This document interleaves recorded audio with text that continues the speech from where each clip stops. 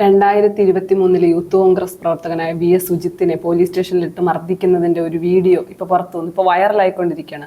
അതിന് പിന്നാലെ പോലീസുകാരുടെ അതിക്രമങ്ങളെ പറ്റി ഭയങ്കരമായിട്ട് ചർച്ച ചെയ്യുന്നു, വീഡിയോകൾ പുറത്തു വരുന്നു, പലരും പ്രതികരിക്കുന്നൊക്കെ ഉണ്ട് ഈ വിഷയത്തില്. പക്ഷെ ഈ വിഷയത്തിൽ ഇതുവരെയും പ്രതികരിക്കാത്ത ഒരാളെന്ന് പറയുന്നത് നമ്മുടെ ആഭ്യന്തര വകുപ്പ് മന്ത്രിയായ പിണറായി വിജയനാണ്. അപ്പം അവരൊരു മൗനം പാലിച്ചു പോകുന്നു. EP ജയരാജൻ ചോദിക്കുന്നുണ്ടായിരുന്നു, ദൃശ്യങ്ങൾ കണ്ട ഉടനെ നടപടി എടുക്കണോ എന്ന്. ഇനി എന്താണ് ഇവർക്ക് ഇതിൽ കൂടുതൽ, ഈ ദൃശ്യങ്ങൾക്കപ്പുറം ഇവർക്ക് എന്താണ് വേണ്ടത്? ജനമൈത്രി പോലീസ് എന്നൊക്കെ ഉള്ളത് വെറും വാക്കിൽ മാത്രമായില്ലേ? ജനങ്ങളോട് ഒരു മൈത്രി ഇല്ലാത്ത പോലീസായി മാറിയില്ലേ? അതെ, ഞാൻ ഇന്ന് റിപ്പോർട്ടർ ചാനലിന്റെ കഴിഞ്ഞ ദിവസത്തെ മീറ്റ് ദ എഡിറ്റേഴ്സ് കാണുമായിരുന്നു. രാവിലെ നോക്കുമ്പോൾ എനിക്ക് അതിശയമായി, ഇത് മാറിപ്പോയോ, ചാനൽ മാറിപ്പോയോ, എന്താണ് സംഭവിക്കുന്നത്? അതായത് ഡോക്ടർ അരുൺകുമാർ പറയാണ്, ആഭ്യന്തര വകുപ്പ് കയ്യിലുള്ള മുഖ്യമന്ത്രി പിണറായി വിജയൻ രാജിവെക്കുകയാണ് വേണ്ടതെന്ന്. ഇനി എന്തെന്നൊക്കെ പറഞ്ഞാലും ശരി, ഇടതുപക്ഷത്തെ അനുകൂലിക്കുക, LDF സർക്കാരിനെ പ്രകീർത്തിക്കുക, എന്തൊക്കെ നടക്കുമ്പോഴും ഇതുവരെ ഉണ്ടായ അവരുടെ ഒരു നിലപാട് എന്ന് പറയുന്നത് അങ്ങനെ തന്നെയായിരുന്നു. അതുകൊണ്ട് തന്നെ ഇഷ്ടം പോലെ ട്രോളുകളാണ് റിപ്പോർട്ടർ TVക്കെതിരെ വരുമായിരുന്നത്. അവർ വാർത്ത കൊടുക്കുകയല്ല ചെയ്യുന്നത്, PR കൈരളിക്ക് പകരം, കൈരളിക്കൊപ്പം, കൈരളിക്ക് പകരം എന്ന രീതിയിലാണ്. പക്ഷെ ഇന്ന് കണ്ടപ്പോൾ എനിക്ക് അതിശയം തോന്നി. കാരണം അതിൻ്റെ ഒരു ബേസിക് കാര്യം എന്താണെന്ന് വെച്ചാൽ, ഇനി ഒരു തരത്തിലും ഇടത് സർക്കാരിനെ, ആഭ്യന്തര വകുപ്പിനെ സപ്പോർട്ട് ചെയ്യാൻ റിപ്പോർട്ടർ ചാനലിന് പോലും കഴിയാത്ത അവസ്ഥയിലേക്ക് ഇത് വഷളായിട്ടുണ്ട് എന്നുള്ളതാണ്.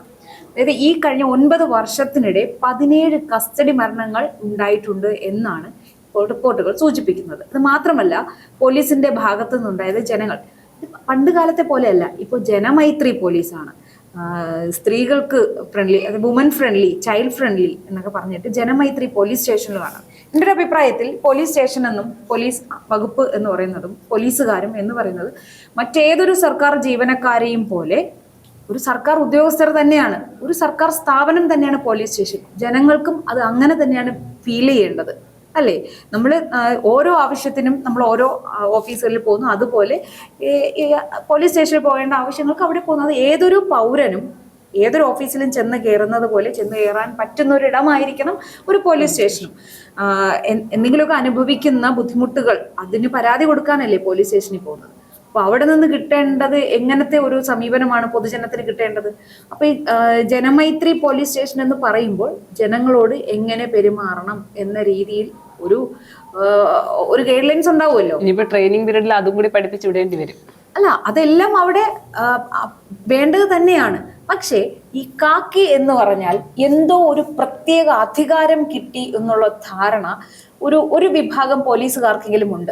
എല്ലാവരെയും ചേർത്തല്ല പറയുന്നത്. പോലീസ് സേനയിലെ എൻ്റെ ചില അടുത്ത സുഹൃത്തുക്കളുണ്ട്. അപ്പം അവരൊന്നും അങ്ങനെയാണ് എന്ന് ഞാൻ വിശ്വസിക്കുന്നില്ല. അവരങ്ങനെ അല്ല. അവർ വളരെ ഈ പറഞ്ഞ പോലെ മറ്റേതൊരു സ്ഥാപനത്തിലെയും ഒരു സർക്കാർ ജീവനക്കാരൻ എങ്ങനെയാണോ ആൾക്കാരോട് പെരുമാറേണ്ടത്, ഒരു ആവശ്യവുമായി വരുന്നവരുടെ ആവശ്യം എന്താണ് എന്ന് നോക്കി അത് കേട്ട് അതിന് പരിഹാരം കാണുക എന്നുള്ളതാണ് അവരുടെ ഡ്യൂട്ടി എന്ന് പറയുന്നത്. പക്ഷേ ഈ കാക്കി എന്ന് പറഞ്ഞാൽ അത് ഒരു പ്രത്യേക അധികാരമാണ്, മനുഷ്യരുടെ മേൽ കുതിര കയറാനുള്ള ഒരു അവകാശമാണ് എന്ന്, അതായത് അവരെക്കാൾ ബലം കുറഞ്ഞ ആൾക്കാർ, ഇപ്പോൾ വലിയ ഈ പദവിയേക്കാൾ, അതായത് ഇവരെ ചോദ്യം ചെയ്യാൻ മാത്രം കെൽപ്പുള്ള ആൾക്കാരുടെ മേൽ ഇവർ കുതിര കയറുമോ? ഇല്ല.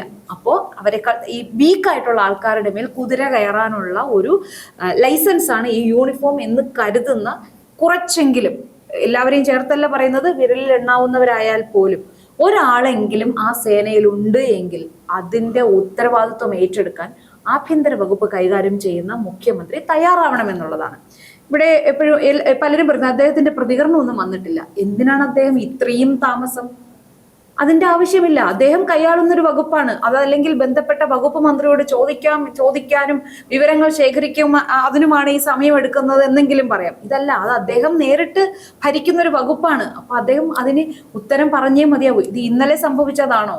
അല്ല, 2023 സംഭവമാണ് ഇപ്പോൾ ഇത്രയും വാർത്തയായിരിക്കുന്നത്. പക്ഷെ അതിനെ തുടർന്ന് ഇപ്പൊ 2025 ഒരു വിഷയം വന്നിട്ടുണ്ടായിരുന്നു.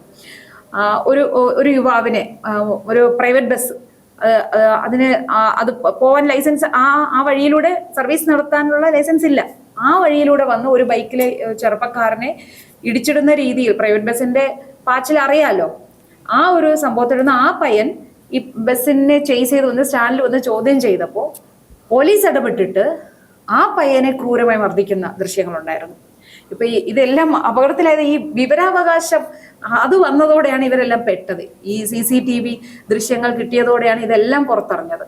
പക്ഷേ അപ്പൊ അടുത്ത ഒരു ഉന്നത ഉദ്യോഗസ്ഥൻ അടുത്ത സർക്കുലർ ഇറങ്ങിയിരിക്കുകയാണ് CCTV ദൃശ്യങ്ങൾ കൊടുക്കരുത് എന്ന്. ശരിക്കും പറഞ്ഞാൽ ഇനിയെങ്കിലും മുഖ്യമന്ത്രിക്ക് ഒന്ന് വായ തുറന്നുകൂടെ എന്നാണ് ചോദിക്കാനുള്ളത്. ശരിക്കും പറഞ്ഞാൽ അദ്ദേഹത്തിന് പറയാൻ മറുപടി ഇല്ലായിരിക്കും. ഇപ്പോ പ്രതിപക്ഷം ശക്തമായ ഒരു യുവനിര പ്രതിപക്ഷത്തിന് ശക്തമായിട്ടുണ്ടായിരുന്നു. അപ്പൊ വരുന്ന തെരഞ്ഞെടുപ്പിൽ കഴിഞ്ഞ 2 തവണയും LDF അധികാരത്തിലേറി. അപ്പൊ ഈ വരുന്ന തെരഞ്ഞെടുപ്പിൽ ഒരുവിധമുള്ള എല്ലാ വകുപ്പുകളും കുളമായി കഴിഞ്ഞു LDF ഭരണത്തിന് കീഴിൽ. അതായത് വിദ്യാഭ്യാസ വകുപ്പ്, ആരോഗ്യ രംഗമാവട്ടെ, എല്ലാ പ്രതിസന്ധികളും നേരിട്ട് കഴിഞ്ഞു. അതിനുള്ളിലുള്ള എല്ലാ വിവരങ്ങളും പുറത്തു വന്നു. ആ ഇടതുപക്ഷക്കാര് തന്നെ പലതും തുറന്നു കാട്ടിയ സംഭവങ്ങളാണ് കഴിഞ്ഞു പോയത്. അപ്പോ പ്രതിപക്ഷം, അതായത് കോൺഗ്രസ്, ഇനി മുന്നോട്ട് വരാതിരിക്കാൻ വേണ്ടി കോൺഗ്രസിന്റെ, അതായത് നട്ടല്ലെന്ന് തന്നെ വേണമെങ്കിൽ പറയാം, ശക്തമായ ഒരു യുവനിരയാണ് കോൺഗ്രസിനുണ്ടായിരുന്നത്. അതിനെ ഗർഭക്കേസുകളും ഗർഭഛിദ്രം ഇങ്ങനെ പറഞ്ഞ് മാധ്യമങ്ങളെ വിലക്കെടുത്തുകൊണ്ട് തന്നെ അതിന് ആവശ്യത്തിൽ കവിഞ്ഞ പ്രാധാന്യം നൽകി. അതായത് ബാംഗ്ലൂർ വരെ, അതായത് ഗർഭഛിദ്രം നടത്താൻ പോയ ആശുപത്രി ബംഗളൂരുവിലാണ് എന്ന് പറഞ്ഞ അതിന്റെ അന്വേഷണം അങ്ങനെ അങ്ങ് പോവുകയാണ്. അതിനെ കാണിക്കുന്ന ശുഷ്കാന്തിയുടെ ഒരു 100-1 ശുഷ്കാന്തി ഈ വിഷയങ്ങളിൽ കാണിക്കണമായിരുന്നു. ഈ ഉപദ്രവിച്ച ഉദ്യോഗസ്ഥർക്ക് ചെറിയ ഒരു പണിഷ്മെന്റ് ആണ് കൊടുത്തിരിക്കുന്നത്. ഇത് മതിയോ എന്ന് ജനങ്ങളാണ് ചോദിക്കുന്നത്. അതിന് ഉത്തരം പറയാൻ എന്തായാലും ഈ മുഖ്യമന്ത്രി ബാധ്യസ്ഥനാണ്. അദ്ദേഹം അത് ഉത്തരം പറയാതിരിക്കുന്നത് ഉത്തരമില്ലാഞ്ഞിട്ടാണോ അത് ഇനി പുതിയ ഉത്തരങ്ങൾ കണ്ടെത്തുകയാണ്? ഇപ്പം സൗകര്യ പറഞ്ഞതുപോലെ ഇടതുപക്ഷത്തുള്ള നേതാക്കന്മാർ ന്യായീകരിക്കുകയാണ്, ഇപ്പോഴും ന്യായീകരിച്ച് മെഴുകുകയാണ്. എന്ത് ന്യായീകരണമാണ് ഇതിലുള്ളത്? ആരും ആരോപണം ഉന്നയിച്ചതല്ല, ഒളിവിൽ നിന്ന് ഏതോ ഒരു വോയിസ് റെക്കോർഡ് കൊണ്ടുവന്ന് കേൾപ്പിച്ചതല്ല, മൂന്നാമതൊരാൾ വന്ന് ഞാൻ പോയി കണ്ടിരുന്നു, അവരെന്നോട് പറഞ്ഞു അവനെ മർദ്ദിച്ചു എന്ന് വേറൊരാൾ വന്ന് പറഞ്ഞതല്ല. പണ്ട് പറയുമല്ലോ എല്ലാം കണ്ടുകൊണ്ട് മുകളിൽ ഒരാൾ ഇരിപ്പുണ്ട് എന്ന്. അതിപ്പോ യാഥാർത്ഥ്യമാക്കിയിരിക്കുന്നത് ക്യാമറകളാണ്. റോഡുകളിലായാലും ക്യാമറ വെച്ച കഥകളൊക്കെ അത് വേറെയാണ്. അപ്പോൾ ഈ CCTV ദൃശ്യങ്ങളിൽ വ്യക്തമായി ആ മർദ്ദനമുണ്ട്. ഒരാളെ എന്തിന്റെ പേര്, എന്ത് കുറ്റത്തിനായാലും ശരി ചോദ്യം ചെയ്യാൻ കൊണ്ടുവന്നു കഴിഞ്ഞാൽ ഇങ്ങനെയാണോ കൈകാര്യം ചെയ്യേണ്ടത് പോലീസ് എന്നുള്ളത് നാട്ടുകാർ മുഴുവൻ ചോദിച്ചു തുടങ്ങിയിരിക്കുകയാണ്. എന്നിട്ടും ഇത്രയും ശക്തമായ തെളിവ് കിട്ടിയിട്ടും അവർ എന്തിനു വേണ്ടിയാണ് ഇവർ കാത്തിരിക്കുന്നതെന്ന് നമ്മൾ ജനങ്ങൾക്കറിയില്ല. പിന്നെ മറ്റൊരു കാര്യം ഞാൻ ഫേസ്ബുക്കിൽ കണ്ടതാണ്. ഒരു ഇടതുപക്ഷ അനുകൂലിയുടെ ഒരു ഫേസ്ബുക്ക് കുറിപ്പാണ്. പ്രത്യേകിച്ച് ഇടതുപക്ഷ അനുകൂലിയുടെ ഫേസ്ബുക്ക് കുറിപ്പ് എന്ന് പറയുമ്പോൾ അതിങ്ങനെ ക്യാപ്സ്യൂളായിട്ട് വരുന്നതാണല്ലോ. അപ്പൊ എന്ത് സംഭവം ഉണ്ടാവുമ്പോഴും ഇവർക്കെതിരെ വിമർശനം ഉന്നയിക്കുമ്പോൾ പൊതുവെ അന്ന് കോൺഗ്രസ്സുകാർ അത് ചെയ്തില്ലേ, അവരത് ചെയ്തില്ലേ എന്ന സ്ഥിരം ഒരു ആരോപണം അവർക്കുണ്ടാവണം. അതുപോലെ ഒരു ചിത്രം P. രാജീവ്, ഇന്നത്തെ മന്ത്രി, അദ്ദേഹം കുറെ കാലം മുൻപ് ഒരു പോലീസ് മർദ്ദനമേറ്റു എന്ന് പറഞ്ഞിട്ടുള്ള ഒരു ചിത്രവും അതിനോടൊപ്പം ഒരു നീണ്ട ഒരു കുറിപ്പും. അപ്പൊ ആ കാലത്ത് P. രാജീവിന് ഇതുപോലെയുള്ള പീഡനം അനുഭവിക്കേണ്ടി വന്നു എന്ന് പറഞ്ഞ് ഭയങ്കര കണ്ണീർ കഥ എഴുതിയിരിക്കുകയാണ്. അപ്പോ ഇവർ പറയുന്നത് എന്താണ്? അപ്പൊ ഇന്നത്തെ മന്ത്രി അന്ന് ഈ പീഡനം അനുഭവിച്ചിരുന്നു, അങ്ങനെയാണെങ്കിൽ ഇനിയുള്ളവരും ആ പീഡനം അനുഭവിക്കണമെന്നാണോ പറയുന്നത്? ശരിക്കും പറഞ്ഞാൽ അത് നെറികേടാണ് എന്ന് അവർ വാദിക്കുന്നുണ്ട്. എങ്കിലും ഇപ്പം നടക്കുന്നത് നെറികേടല്ലേ? ഇവർ അധികാരത്തിൽ ഇരിക്കുമ്പോൾ ഇത്തരം നെറികേടിന് കൂട്ടുനിൽക്കുകയാണോ ഇവർ ചെയ്യേണ്ടത്? അത് വേണ്ടെന്ന് അത് തടയാനുള്ള നിയമ സംവിധാനം ഒരുക്കുകയല്ലേ യഥാർത്ഥത്തിൽ ഇവർ ചെയ്യേണ്ടത്? അതിന് പകരം എന്താണ് ഇവർ ചെയ്യുന്നത്?